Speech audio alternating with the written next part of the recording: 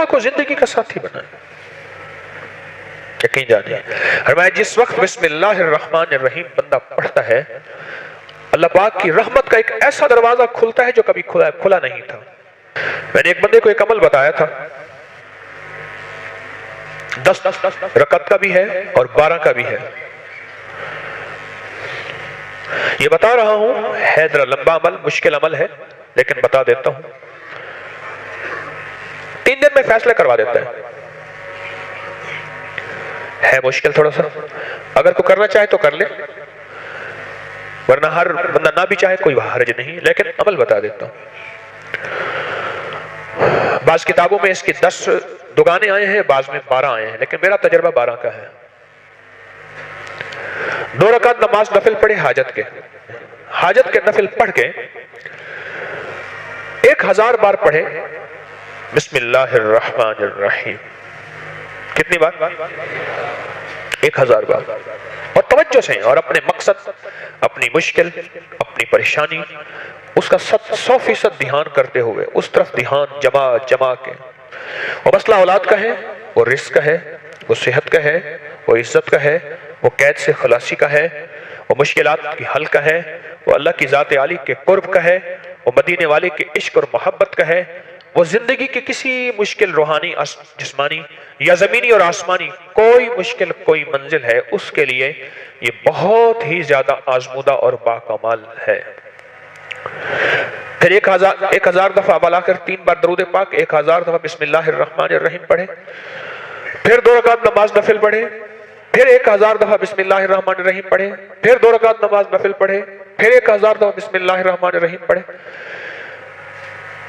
یہ 10 دگانے اور 10 ہر دفعہ بسم اللہ الرحمن الرحیم، 12 دگانے 2 رکعتیں اور ہر بار 1000 بار بسم اللہ الرحمن الرحیم پڑھے. یہ 3 دن عمل کرنا ہے صرف. اس کو تو میں نے، اللہ کی تقدیر غالب نہ ہو، میں نے تو اس کو 3 دن میں فیصلے ہوتے دیکھے. عجب تاثیر اس کے اندر دیکھی اور عجب کمال اس کے اندر دیکھا. اگر کوئی ہمت، محنت، توجہ کر لے، وضو ٹوٹ جائے نیا وضو کر سکتا ہے، باوضو توجہ سے، دھیان سے اور دھیان جما کے. جس کو میں اکثر ایک اللہ والے کی بات عرض کیا کرتا ہوں، اللہ کا ذکر اللہ کے دھیان سے، اللہ کا ذکر اللہ کے دھیان سے. میں اکثر عرض کیا کرتا ہوں آپ کی خدمت میں، اس کو دھیان جما کے کرنا ہے. ختم کرنے کا فکر نہیں کرنا، فیصلہ کروانے کا فکر کرنا ہے. بڑا فرق ہے. فیصلہ کروانے کا فکر کرنا ہے. ایک ہے کہ بس ادھر 12 دگانے ختم ہو جائیں اور ادھر جو ہے 12000 دفعہ پڑھ لو. ایک یہ ہے نہیں، مولا تو 3 دن کا محتاج ہے، مولا تو 12000 کا محتاج ہے، مولا تو میری 1 دفعہ بسم اللہ کا کو محتاج نہیں. تیرا نام ہے، تو میرے بغیر پڑھے فیصلہ کرتے ہیں. اور مولا تو میرے 12000 بسم اللہ پڑھنے کا محتاج ہے کیا؟ مولا تو 1 دفعہ بسم اللہ کیا میں عرض کروں تو کر دے، تیری مہربانی اتنی شان کریمی ہے. تو عمل تعداد پوری کرنے کا فکر نہ ہو، میری بات پہ ذرا غور کیجئے گا، بلکہ قبول ہونے کا فکر ہو، محبوب ہونے کا فکر ہو، مقبول ہونے کا فکر ہو. اس کا فکر زیادہ ہو اور بہت زیادہ اس کا فکر ہو. 3 دن میں تو فیصلے ہوتے دیکھیں. ایک صاحب گئے بیرون ملک، وہاں کئی سال رہے، 2-2.5 سال کے بعد آتے تھے. گھر میں لڑائیاں ہوتی تھیں، ہنگامے ہوتے تھے، چلے جاتے تھے. ایک دفعہ اچانک آ گئے بغیر اطلاع کے، اور کسی نے ان کو بدگمانی مبتلا کر دیا کہ تیری بیوی کا چال چلن، اس کا انداز ٹھیک نہیں ہے، مشکوک ہے. اچانک آیا اور جھگڑے ہوئے اور بیوی کو نکال دیا. حالانکہ اکٹھے رہتے تھے، جوائنٹ فیملی تھی، اور وہ کمزور کردار کی نہیں تھے. اس کا شک اور بدگمانی، اور اتنا بڑھا کہ طلاق تک معاملہ پہنچا، اور اس نے 1 طلاق بھجوا دی. اب سارے پریشان.